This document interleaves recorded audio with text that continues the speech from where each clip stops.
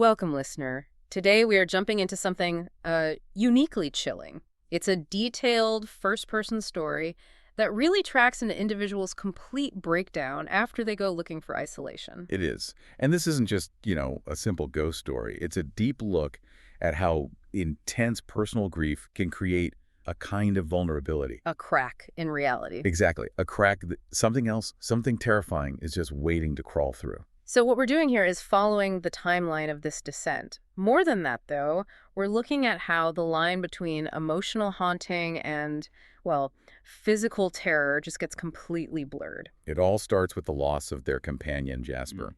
And you see that this death isn't just a source of grief. It's the catalyst. It's the event that signals to the forces of this tired land that the door is now open. Let's start with why they're even there. They weren't looking for an adventure. No, not at all. They were looking for oblivion.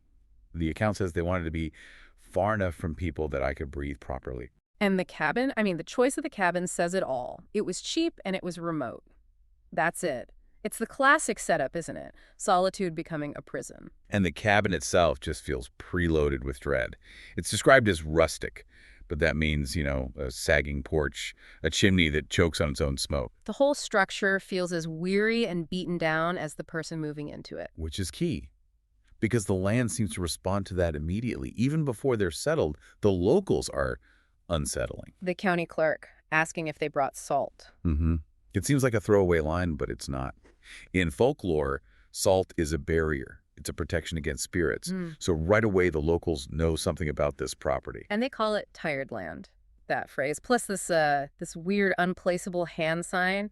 We're told from the very beginning that this place has a pre-existing condition. Yes. And that the protagonist's emotional state isn't just being ignored, it's maybe being invited. So the first few weeks are quiet. They're patching windows, reading, building a fragile peace. Which only makes the shock of what comes next even deeper. The death of Jasper. That's the point of no return. And it's the suddenness of it that's so disturbing. No struggle, no signs of pain, just still. Right. And that's the last gasp of the normal world trying to rationalize it. Old age, the move was too much. But there's that suspicion, that itch, he calls it, the speed of it. It didn't feel like an ending. It felt like an extraction. And the burial spot is so significant. Behind the cabin, just past the pine line where the woods get thicker. He marks it with a river stone, carves the name. And this act, this moment of defining the loss, that's where the grief and the land really connect. The account describes the wind and the trees making the forest sound like it was breathing in unison. Chilling, just a chilling image. It's the environment itself reacting to the sorrow. That's the transition, right? Absolutely. The quiet of mourning becomes, and I'm quoting here, a different kind of quiet now, one that knows when you're down. So the haunting, if we can call it that, starts by weaponizing memory. Yes. The very first sound is a small, drawn-out whimper, exactly like a dog dreaming. And the reaction is so instinctual. No flashlight, just socks on his feet, out onto the porch to check. And there's nothing. An empty porch and a windless dark. Oh. The sound is designed perfectly to get a reaction, but to offer zero proof. And the escalation is so fast. The very next night, it's not a whimper, it's a physical sound. Slow, soft scratching. 3 deliberate drags across the wood. It's moving from a possible hallucination to something tangible. And then it gets a rhythm. This is what really got to me. The padding footsteps. Right, left, pause, right. Yes, that unnatural rhythm. It suggests more than just a presence. It suggests a purpose. Something is pacing or searching. And then it comes inside. Or at least it sounds like it's inside. The whimpering becomes guttural, and he hears 4 distinct steps in the hallway, right outside the bedroom. That pressure forces him out. He goes to check the grave again, desperate for a rational answer. But the dirt is undisturbed. Which is brilliant. It confirms that whatever is making these sounds is not Jasper. It's something else, using Jasper's absence, Jasper's memory, as its way in. So he needs to get out. He needs to break the isolation. The source says he craves fluorescent lights and linoleum floors. Just something real. And that desperation leads him to Mrs. Cray at the general store, the classic town elder who knows the local history. He tries to laugh it off, the sounds, but she doesn't laugh with him. Not at all. She gives him the missing piece. She tells him about the land being thinned. And that his cabin on Ridgeback Run is on a specific spot. It was either ancient burial land or, as she puts it, a place where the boundary between here and somewhere else wear through. A thin place. It's a concept you see in folklore all over the world. a place where the veil between worlds is naturally weak. And his grief, his intense sorrow has just ripped it wide open. And her warning is just bone-chilling. The land remembers, but doesn't talk until it's hungry. And then, don't invite it. But he already has, hasn't he? His search for solitude was the invitation. That's the implication.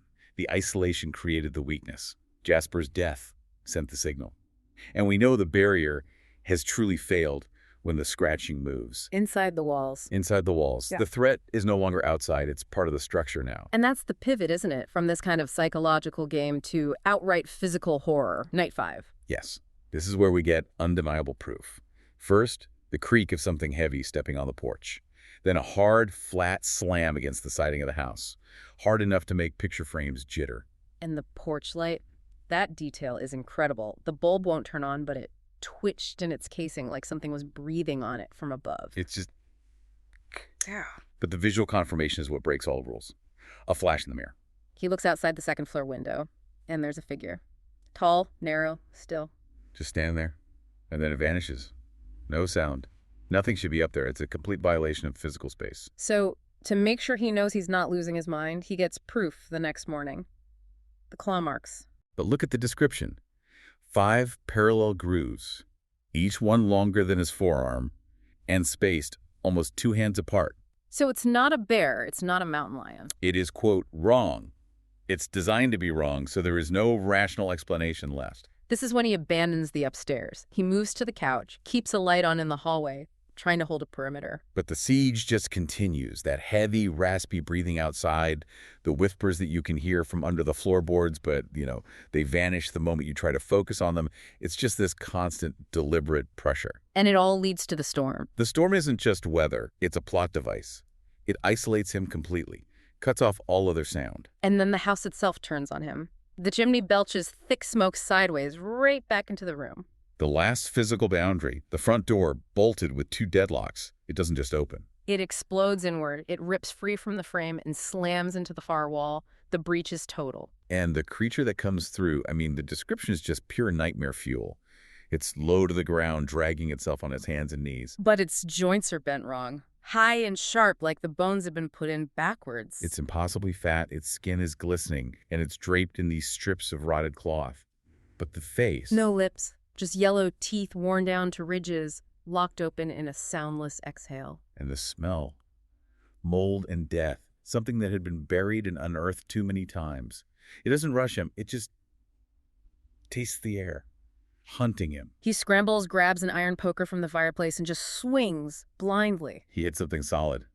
And the screech it lets out, it's not from the throat. It's from the lungs themselves. But that sound is cut short by another sound, a low growl. And that growl freezes everyone, the protagonist, the creature, and over the storm you hear it, teeth meeting flesh. And barks, of a sharp rhythm of barks that sounds so familiar but equally as strange. The protector is there, a dog-shaped figure, broad shoulders, braced like a wolf. But its edges, they shimmered faintly. It's less than solid. Its eyes glowed like coals after a fire had burned out. And the protagonist knows, instantly, Jasper. This spectral form of his dog drives the creature back through the wrecked doorway. And the creature, this massive, horrific thing, it cries out in fear. Jasper closes his mouth over its throat, and the battle is over. And the farewell is so quick. The dog turns, its posture softens for just a second, recognition, and then it just vanishes. Like morning fog lifts from a field. The fight is won, but a new bargain has been struck. And that bargain is symbolized by the door. The cracked threshold. He never fixes it properly. It always leans. It's always cracked open by an inch. He says it feels less like a flaw and more like a signal. The house is quiet now, but not empty. He doesn't panic anymore, doesn't lock the door. But the signs are always there. Those oversized paw prints in the snow, the food bowl by the fireplace move just slightly. And the sound of nails clicking across the floor. And his response now, his ritual, is to just whisper, "Good boy." It's an acknowledgement. He understands that the house isn't his alone anymore. It's protected territory, and he's allowed to live there under that protection. So if you think about it, he traded his desperate isolation for this. Yeah. Constant high-stakes cohabitation. With the guardian who is just as primal and territorial as the land itself, the cracked door is the price. It's how they maintain that boundary. So this raises a really interesting question for you to think about. This protector, this spectral form of Jasper, remains. But what is its motivation, really? Is it pure loyalty to the person it loved in life? Or did the primal force that now wears Jasper's shape simply claim the cabin as its new territory? And the protagonist is just part of that territory to be defended. What happens when a protective spirit gets tired? Or when the cost of that kind of protection becomes too high? Something for you to mull over.